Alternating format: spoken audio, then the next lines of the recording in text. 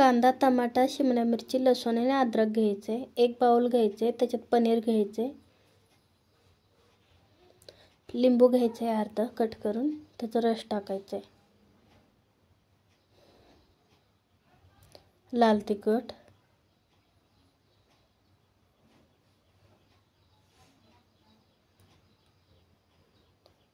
मीठ टाकायचे,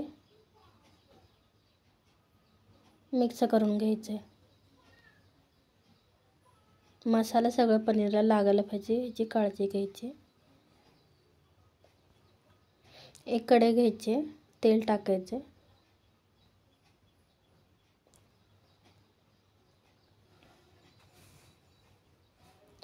कांदा मोठं मोठं थोडं कट करून घेतलंय ते टाकायचे. तेल चांगलं गरम झाल्यावर थोडंसं लाल कलर आलं की पुन्हा शिमला मिरची टाकायची. ते पण थोडं मोठं कट करून घेतलंय, हलवून घ्यायचे. शिमला मिरची पण थोडीशी अशी मऊ होऊ द्यायची,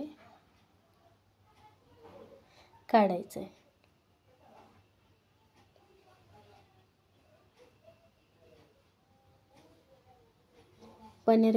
पनीरला तिखट मीठ लावलं होतं ना, ते टाकायचं तेलामध्ये.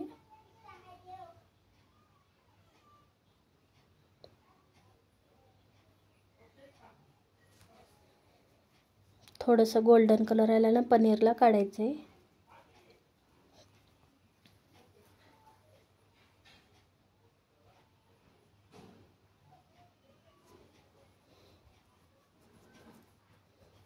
त्याच कढईमध्ये पुन्हा थोडं तेल टाकायचं.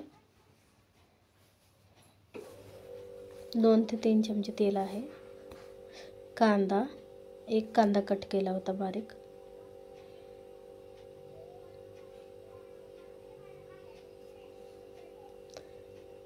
हलवून घ्यायचे. लसूण अद्रकची पेस्ट, 7 ते 8 लसणाच्या पाकळ्या होत्या.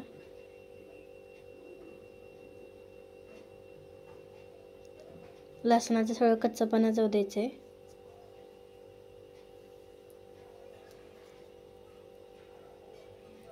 थोडंसं लाल झालं की पुन्हा 2 टमाटे होते ना, ते मिक्सरला फिरवले, त्याची प्युरी टाकायची, हलवून घ्यायचे.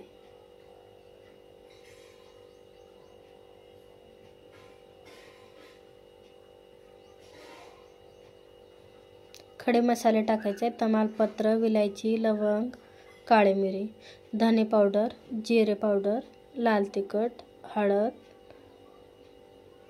गरम मसाला टाकले. दुधावरली साय टाकायची.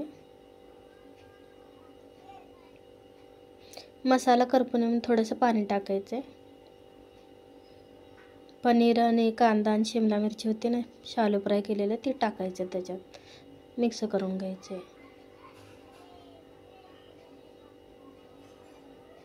एखादी वाफ येऊ द्यायची चांगली. भाजी वाफली की मीठ टाकायचं, कोथिंबीर.